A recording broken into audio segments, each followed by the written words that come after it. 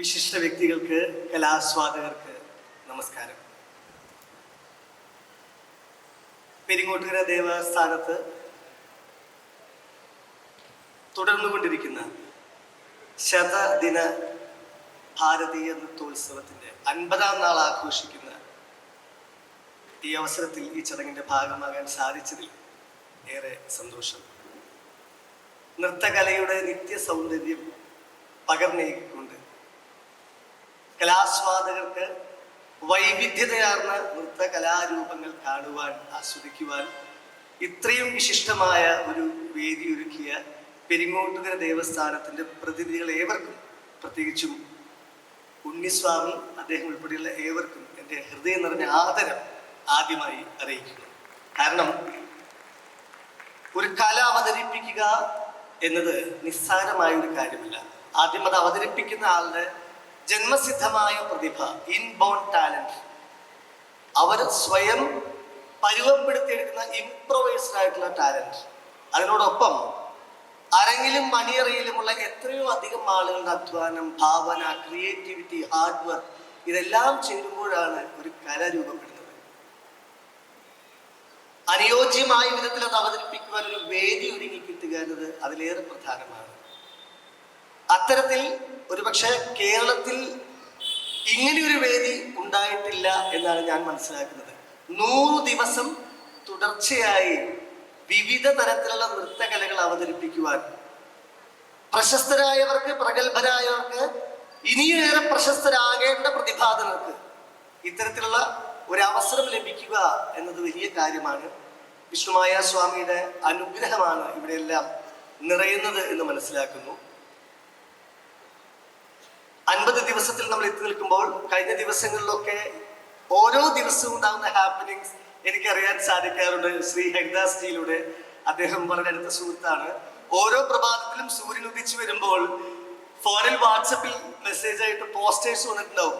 ഞാൻ അത്ഭുതത്തോടെ നോക്കും, എത്ര വിവിധ തരത്തിലുള്ള നൃത്തരൂപങ്ങളാണ്. ഭരതനാട്യം, കുച്ചിപ്പുടി, കൂടിയാട്ടം, സൂഫി കഥകളെ, പിന്നെ കഥകളി, യക്ഷഗാനം, എൻ്റെ ഓർമ്മയിൽ എനിക്ക് കുറച്ചെടുത്ത് പറയാൻ പറ്റും, തിരുവാതിരക്കളി, അങ്ങനെയുള്ള വ്യത്യസ്തമായിട്ടുള്ള നൃത്തകലാരൂപങ്ങൾ ഉദാത്തമായ ഉപാസന കൊണ്ട് നൃത്തകലയുടെ ഉയരങ്ങൾ താണ്ടിയ പ്രഗത്ഭർക്ക്, പ്രതിഭാതർക്ക് ഇത്രയും വലിയൊരു അവസരം ലോകത്തിൽ തന്നെ ഉണ്ടോ എന്നത് സംശയമാണ്. പ്രത്യേകിച്ച് ഒരു കമേഴ്സ്യൽ ആക്ടിവിറ്റി അല്ല. പലപ്പോഴും ഇവന്റ് മാനേജ്മെന്റിന്റെ ഭാഗമായിട്ട്, ടെലിവിഷൻ പ്രോഗ്രാമുകളുടെ ഭാഗമായിട്ട് ഒക്കെയും ഇത്തരത്തിലുള്ള വലിയ കലാരൂപങ്ങളുടെ പ്രകടനങ്ങൾ അരങ്ങേറും. ഇവിടെ മാനവികതയുടെ അത്യുദാത്തമായ, അമൂല്യമായിട്ടുള്ള ഒരു ദർശനമാണ് നമുക്ക് കാണാൻ സാധിക്കുന്നത്. ഇവിടെ കലാപീഠമുണ്ട്. ഇവിടെ അശരണരായവർക്ക് ആശ്വാസമേകുന്ന ഒരുപാടധികം നന്മ നിറഞ്ഞ പ്രവർത്തനങ്ങളുണ്ട്. ഒപ്പം കലാകാരന്മാരെ ചേർത്ത് പിടിക്കുകയാണ്. എനിക്ക് തോന്നുന്നു 45-ാം നാൾ ആഘോഷിച്ചപ്പോൾ ഒരു ബംഗാൾ, ആസാം അല്ലെ, ഒരു തനയ് റോയ്, അത് അദ്ദേഹത്തിന്റെ വിസ്മരണീയമായിട്ടുള്ള പ്രകടനം, ഗൗഡ് കാമരൂപി, അങ്ങനെ എന്താണോ പേര്, ഓക്കെ, അത് പത്രത്തിൽ വായിച്ചറിയാനും സാധിച്ചു. അത്ഭുതമാണ്, അതിശയമാണ് ഇതൊക്കെ സംഭവിക്കുക എന്നുള്ളത്. ഇന്ന് നിങ്ങളേവരും കാണാൻ ആഗ്രഹിച്ച് കാത്തിരിക്കുന്നത് എനിക്കറിയാം, നവ്യ നായരുടെ ഭരതനാട്യം പെർഫോമൻസ് ആണ്. നവ്യ എൻ്റെ വളരെ അടുത്ത സുഹൃത്താണ്. എത്രയോ വർഷങ്ങളായിട്ട് ഞങ്ങൾ ടെലിവിഷൻ പരിപാടികളിലൊക്കെ ഭാഗമായിട്ട് പലപ്പോഴും കാണുകയും കമ്മ്യൂണിക്കേറ്റ് ചെയ്യുകയും ചെയ്യുന്നവരാണ്. നവ്യ അഭിനയിച്ച സിനിമകളിൽ ഒട്ടേറെ സിനിമകൾ, കഥാപാത്രങ്ങൾ നമുക്കേറെ പ്രിയപ്പെട്ടതാണ്. ആ കൂട്ടത്തിൽ ഏറ്റവും പ്രിയപ്പെട്ടത് എന്ന് ഒട്ടേറെ പേർ പറയാൻ സാധ്യതയുള്ളത് നന്ദനത്തിലെ ബാലാമണിയുടെ ക്യാരക്ടറാണ്, അല്ലെ? നന്ദനം സിനിമ പൂർത്തിയാകുന്ന ക്ലൈമാക്സ് ഉണ്ടല്ലോ, ഇപ്പോൾ ചിത്രചേച്ചി കാർമുകിൽ വർണ്ണന്റെ എന്ന പാട്ട് പാടിക്കൊണ്ട് നമ്മളെ മറ്റൊരു ലോകത്തേക്ക് ആനയിച്ചു. തുടർന്ന് ഗുരുവായൂരപ്പ സന്നിധിയിൽ ബാലാമണി ഉണ്ണിയേട്ടന്റെ, ഗുരുവായൂരപ്പന്റെ അനുഗ്രഹത്തോടെ പ്രിയപ്പെട്ട മനുവേട്ടനോടൊപ്പം പോകാൻ ഒരുങ്ങുന്നു.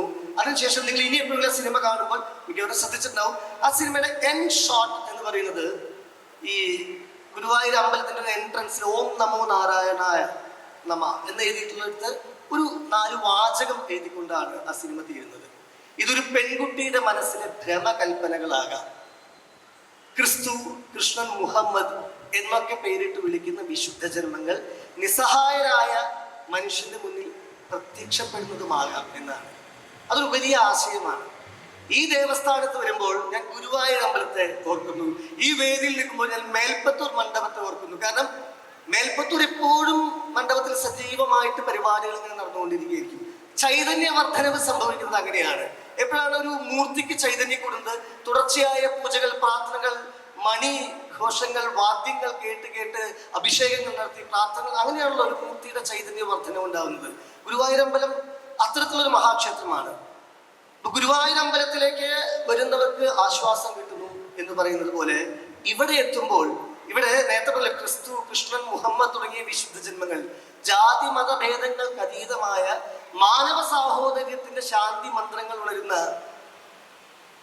അതിമഹത്തരമായിട്ടുള്ള ദേവാലയമാണ്.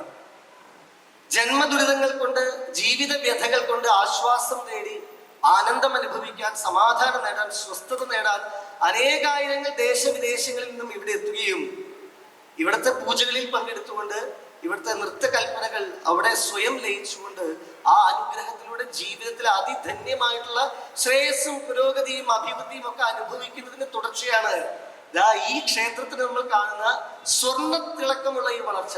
അത് ഈ നാടിന് മുഴുവൻ വെളിച്ചം പകരുന്ന ഒരു പ്രകാശ ഗോപുരമായി ഈ ദേവാലയം നിൽക്കുന്നു. ഈ ഗരുഡന്റെ ചിറകിന് മുമ്പിൽ നമ്മൾ സുരക്ഷിതരാകുന്നു എന്ന് പറയുമ്പോൾ അതല്ലേ ഏറ്റവും വലിയ ദൈവികമായ ഒരു അനുഭവം, അനുഗ്രഹം. ആ അനുഗ്രഹത്തിന്റെ ഭാഗമാകാൻ നമുക്ക് ഏവർക്കും ഇന്നിവിടെ അവതരിപ്പിക്കപ്പെടുന്ന നവ്യയുടെ നൃത്തത്തിനും തുടർന്നും ഇനിയും 50 ദിവസങ്ങൾ മുന്നോട്ട് പോകുമ്പോൾ പ്രതീക്ഷകളേറെയാണ്. 100 ദിവസം പൂർത്തിയാക്കവേ നമുക്ക് ഇനിയും ഏറെ വലിയ മഹത്തരമായിട്ടുള്ള കലാനുഭവങ്ങൾ ഇവിടെ നിന്നുണ്ടാകും. പെരിങ്ങോട്ടുകര ദേവസ്ഥാനത്തിന്റെ എല്ലാ പ്രവർത്തനങ്ങൾക്കും ആശംസകൾ അറിയിക്കുന്നു. നന്ദി, നമസ്കാരം.